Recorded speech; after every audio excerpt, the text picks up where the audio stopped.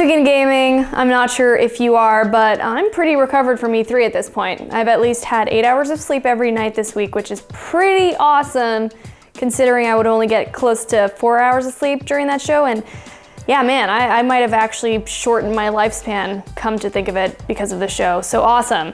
Always get your sleep, guys. Never ever deny yourselves the pleasures of good old unconscious laying down goodery. On another note, I have something cool to share with you at the end of the video, so watch until the very end. It's the reason this video is so long. If you're watching this live, you're welcome.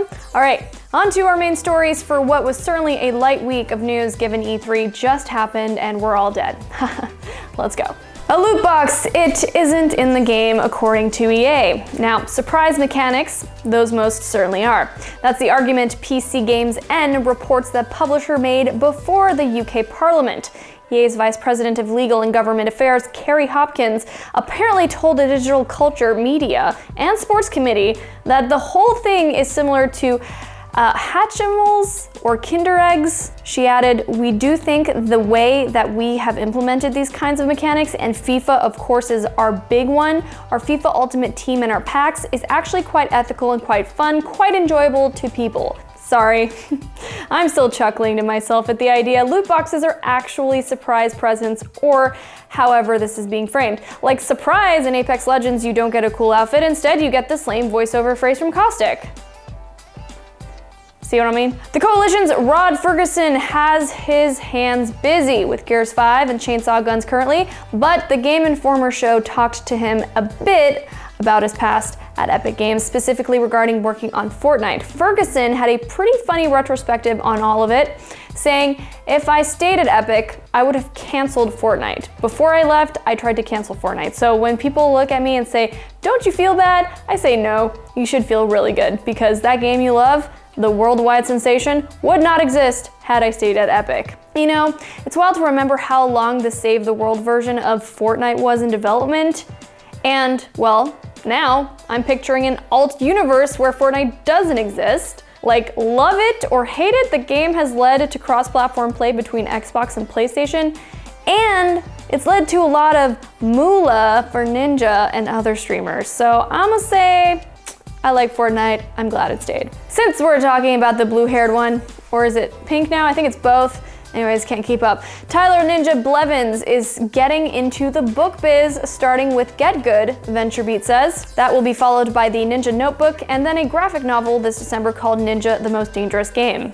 I wonder if they're talking about Mario Party then? Didn't that game cause a bunch of kids to get terrible hand blisters? Seriously, look it up, it's a thing. Rage 2 wasn't all the rage last month, but the game still was the 4th best-selling title for May in the United States per the NPD Group. Mortal Kombat 11 stood on top, followed by Days Gone and Total War 3 Kingdoms. What am I doing with my hands?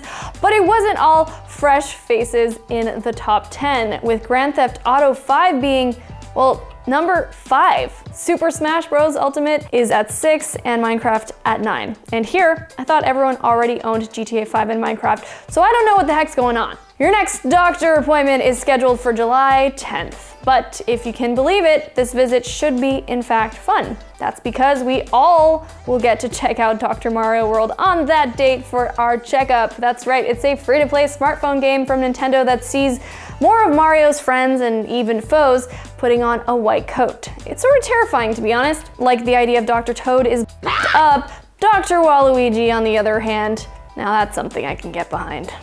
Speaking of Nintendo, the company is being quite coy about the possibilities of The Legend of Zelda Breath of the Wild sequel.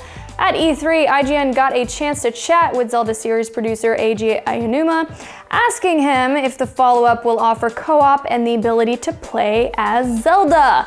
Aonuma replied, "It's kind of interesting that you bring that up, because in Breath of the Wild you see Zelda and Link together often too. So to go straight into the thought of co-op is very interesting to me.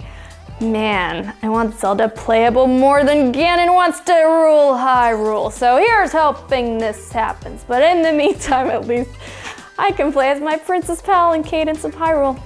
It's close enough for now." Okay, who's wizarding it up this weekend? The Pokemon Go-like app Harry Potter Wizards Unite released on Friday, so that's why you're seeing so many people stare at their phones outside. we're back to the good old Pokemon Go days, which, come to think of it, is pretty normal at this point. Anyway, I can't wait to hear y'all's thoughts on this one. Just remember to keep your wands to yourself. Now, let's end this one with some Endgame and MCU gossip. Apparently, Avengers Endgame will return to theaters June 28th with a few extras after the credits.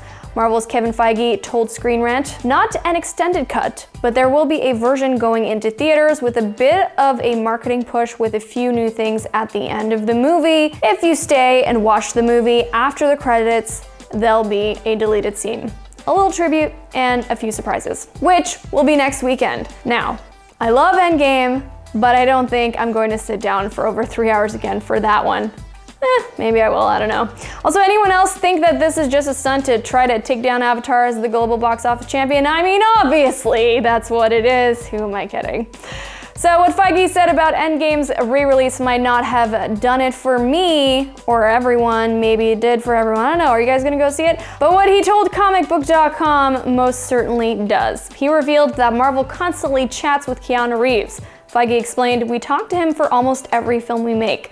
I don't know when, if, or ever he'll join the MCU, but we very much want to figure out the right way to do it. Please make this happen. I don't care if he plays Professor X or Wolverine or Storm or the Thing. Just make it happen." Also, Super Jelly, they get to talk to him all the time about movies. I mean, that just sounds like the dream, right, Kyle? Yeah. And that's the news for this week, folks. If you liked today's show, as always, please show it with a sub, a like, or a comment. If you were on this channel earlier today, you might have noticed a cool video I posted announcing my partnership with AMD and Oculus, and well, stay after the credits to give that entire video a watch if you wanna, or just click the annotation right here somewhere to bookmark it for later.